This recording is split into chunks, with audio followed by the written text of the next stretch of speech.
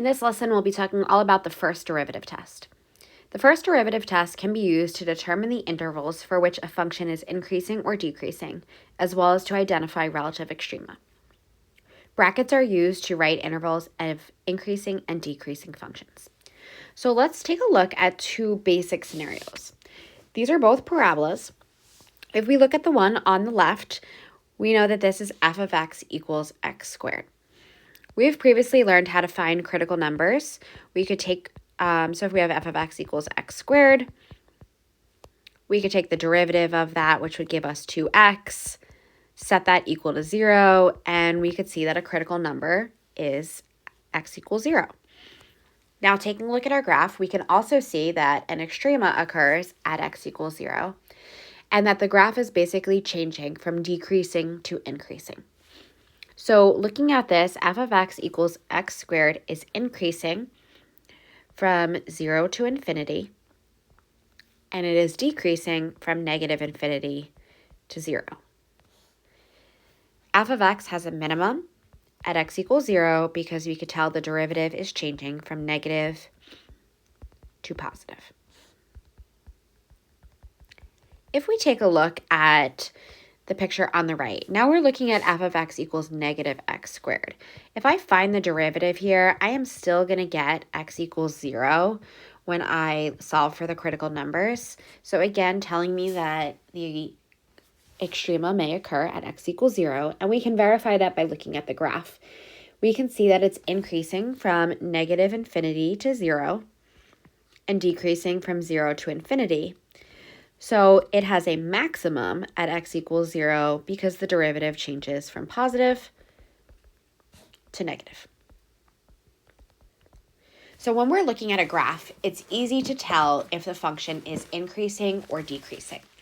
In a lot of these questions that we're going to look at today, we're going to talk about how can we determine if it's increasing or decreasing without a graph, without using our calculator either, solely by looking at the function and doing some work algebraically.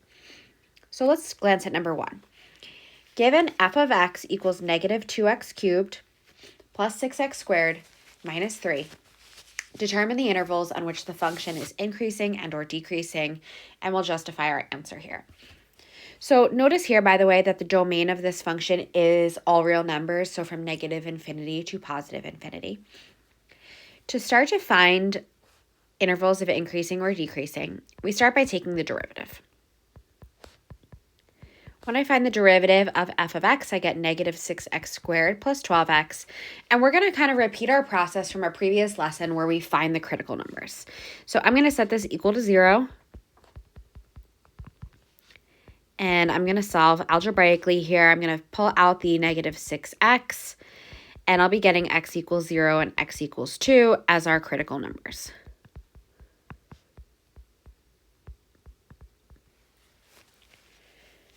Once you have your critical numbers, we need to verify that at those critical numbers, there's a change from increasing to decreasing or vice versa. The way that we could do that is by drawing a number line. And we're going to pick 0 and 2 as little markers on this number line. So whatever the critical numbers are, we put as little markers. And so this domain, or this number line, represents the whole domain of the function, right? This goes all the way from negative infinity to positive infinity. What we're going to do is we're going to pick a test value in each of these little sections. So if we look at this number line, there are really 3 little sections. And we're going to determine if the function is increasing or decreasing in each of those. So that first section, the one I highlighted in pink, goes from negative infinity to 0. Let's say I pick the test value of negative 1, right? So I'm picking any number between negative infinity and 0. I'm going to plug that into the first derivative. So I'm going to plug that, you can plug it into either negative 6x squared plus 12x, or the factored version, which was negative 6 times x minus 2. And we're going to see if we get a positive or a negative. We don't actually care what the number is. All we want to know is if it comes out to be something positive or negative. That's because if the derivative is positive, we know the function is increasing. If the derivative is negative, we know the function is decreasing. So when I plug negative 1 into the first derivative, so I'm plugging it in here, So negative 6 times negative 1 squared plus 12 times negative 1, I get a negative value. So on my number line, I'm going to put a little negative above it. I'm going to now pick test values for each of these sections. So let's say here, maybe I pick x equals 1, and here I pick x equals 3. I'm going to once again perform the first derivative test for each of those test values. That means I'm plugging that test value into the first derivative to see if I get a positive or negative. When I plug in 1, okay, and if you need to pause the video to plug them in and take more time, that's fine. When I plug in positive 1, I get a positive value. When I plug in 3, I get a negative value. So let's draw our conclusion here. So I could say that the function is decreasing, and that would be over any interval where the derivative was negative. So that would be from negative infinity to 0, and also from 2 to infinity. To explain that further, we're going to say since the first derivative is negative.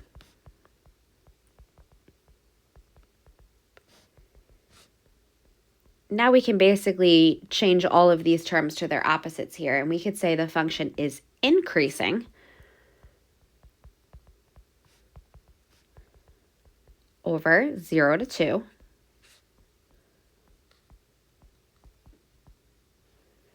since the first derivative is positive. And that's our first derivative test. It basically allows us to determine where a function is increasing or decreasing without looking at the graph. Let's try a few more questions to practice this idea. If I look at number 2, given h of x equals x to the 4th minus 8x squared plus 16, we're going to do the same thing, and we're going to identify the x values of any extrema. So let's start by taking the first derivative. That's going to give me 4x cubed minus 16x. I'm going to set that equal to 0.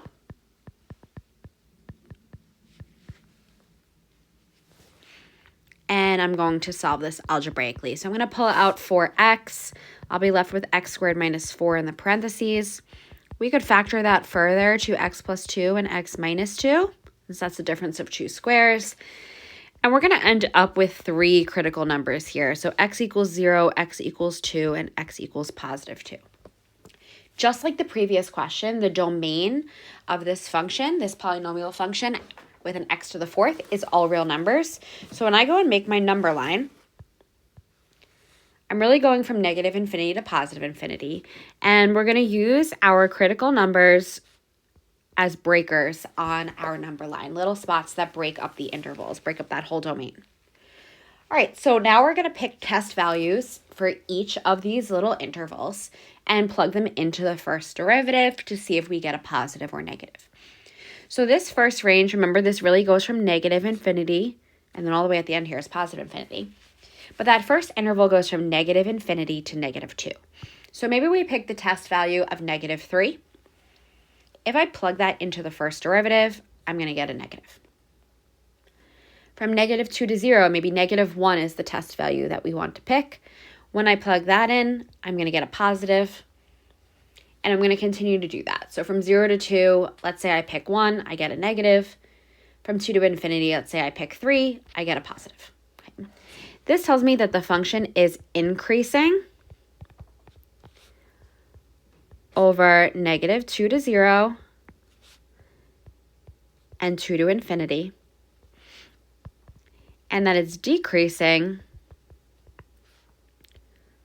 over negative infinity to negative 2 and from 0 to 2. Now this question had an extra component to it where it's asking us to determine the x values of any relative extrema. So I know here that at negative 2, 0, and 2, that I will have some sort of extrema. So I'm going to add a note here that let's go in order of them, at x equals negative 2, I basically have a relative minimum. And if you're saying, well, how do I know that? Let's look what's happening around. If you look here at our number line, what's happening around negative 2? The derivative was negative, which means it's decreasing. and then it became positive, which means it's increasing. And if I start to draw that out like you see there, I'm basically getting a minimum value. That tells me at x equals 0, I'm going to have the opposite. I'm going to have a relative maximum because I'm going from positive to negative for the derivative. And at x equals 2, I will have another relative minimum. All right, let's take a look at number 3. Given f of x equals x squared minus 1, determine the intervals again of increasing and decreasing, find the x values of the extrema. So same directions here, but definitely a little bit more of a complicated function because we are given a rational expression, something expressed as a fraction. So when I find the derivative here, I am going to have to use the quotient rule because of that. So derivative of the first term times the second minus the first term times the derivative of the second all over the second, or the denominator squared.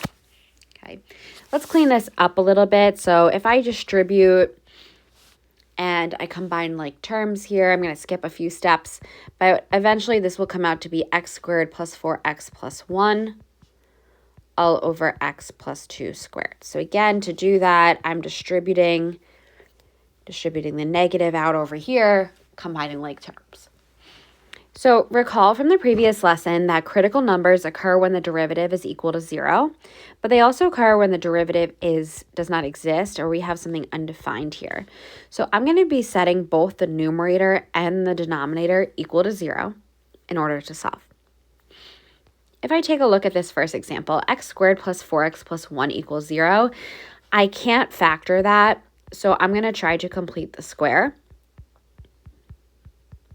When you complete the square, remember you're going to take this b term, have it, then square it. That gives me back 4, and I put a minus 4 after it to balance it out. This will factor to x plus 2 squared minus 3 equals 0, and now I have something that I can actually solve. So I'm going to move the 3 to the other side. I'm going to take the square root of both sides, and I get that x is equal to negative 2 plus or minus 3. Over here, this one much easier to solve. Square root both sides, I get x plus 2 equals 0, and I get x equals negative 2. So I have 3 critical numbers here. I have negative 2, so just keep in mind this is 2 values, negative 2 plus radical 3, and I have negative 2 minus radical 3. If you were doing this question with a calculator, of course, you could plug in negative 2 plus 3 to see what that equals. If you're doing this without a calculator, which is really how I'm doing it here, I'm going to kind of estimate. I know something, that radical 3 is something between 1 and 2, because I know radical 3 is between radical 1 and radical 4. So I'm going to keep that in mind as I go through it. So again, this is something between 1 and 2. So like, let's pretend this is 1.5. So this is like sort of, I know this is not precise, but this is how I'm reasoning it in my head. I could say maybe x is around negative 1/2 over here, because this is maybe negative 2 plus 1.5. And again, I know that 1.5 is not an accurate value, but if I'm doing this without a calculator, I want to have an idea of what this equals so I can appropriately pick test values. Over here, if I apply that same logic and I say, okay, let's say radical 3 is about 1.5. Again, I know it's not exactly that. Then I could say, oh, this is about negative 3.5. That helps me create my number line. So I'm going to make my number line here. And I'm going to put all of my markers on. So negative 2 minus radical 3, negative 2, and negative 2 plus radical 3. All right, now I'm going to do the first derivative test. I'm going to pick a test value in each of these intervals and determine if I get something positive or negative. When I plug it into something over here, let's say I plug in negative 4, for instance, I'm going to get a positive. Here I'm getting a negative, negative, positive. Okay. So this is our first scenario that we have seen where when we have created our number line, that we get 2 negatives in a row. They have been alternating on the other questions. So we're going to talk about why that is. But first, let's actually just answer the question of how we're determining increasing or decreasing. So I'm going to say that it's increasing on negative infinity, that parentheses, and then -2 minus radical 3. And it's also increasing from -2 plus radical 3 all the way to positive infinity. It's decreasing on both of those intervals in the middle. So I'm going to say decreasing from -2 minus radical 3 to -2. And then also from -2 to -2 plus radical 3. You might realize that those two intervals can be merged together. But again, I'm separating here just because I want to make a point in a second about that -2. I know that I'm going to have a relative max at x equals -2 minus radical 3. Because if I look at my number line over here, I'm going from positive to negative, which means from increasing to decreasing. And I'm going to have a relative minimum at x equals -2 plus radical 3, because we're going from decreasing to increasing. All right, let's go back to that -2. What's really happening here is this function does not exist at -2. If I go to the original function, -2 is not in the domain. So that's why we are not seeing a change. That's one reason. We're going to see also in the next lesson when we talk about concavity that sometimes it leads to a change in concavity. But for right now, we're just going to address the fact that that's not in our domain. All right, for our last question here, given that we have the cube root of x squared minus 9 squared, we are going to again determine our intervals of increasing and decreasing and find the x values of the extrema. All right, let's start by rewriting that function. So I'm going to rewrite this as x squared minus 9 to the 2/3. That way it's a little bit easier for me to take the derivative using chain rule. So I'm going to bring the 2/3 down, subtract 1 from the exponent, and I'm going to multiply by 2x since that's the derivative of the inside. If I clean up that whole expression there, I'm going to get 4x over 3 cube root of x squared minus 9. Now, just like we saw in the previous problem, we want to set the numerator equal to 0, and we want to set the denominator equal to 0. Okay, so over here we'll be getting x is equal to 0 when we set the numerator equal. Over on the right, I'm going to divide by 3. I'm going to cube both sides. And we're going to get x is equal to plus or minus 3. All right, let's make our number line. And we're going to use our critical numbers as breakers on this number line to separate it into smaller intervals. And we're going to, again, do the first derivative test. I would definitely plug it into this cleaned up version. So like, let's say I plug in -4 as my test value. I would plug it into this cleaned up version rather than the one above it with that negative exponent. All right, when I plug in -4 as a test value, I get a negative. And again, you may pause the video if you need more time to pick test values and plug into the first derivative. For the next section, I'm going to get a positive, then a negative, then a positive. So we're going to say that this is increasing on -3 to 0 and 3 to infinity. It's decreasing on -infinity to -3 and from 0 to 3. And then let's identify our extrema. So at x equals -3, that's going to be a relative min because we're going from decreasing to increasing. At x equals 0, relative max.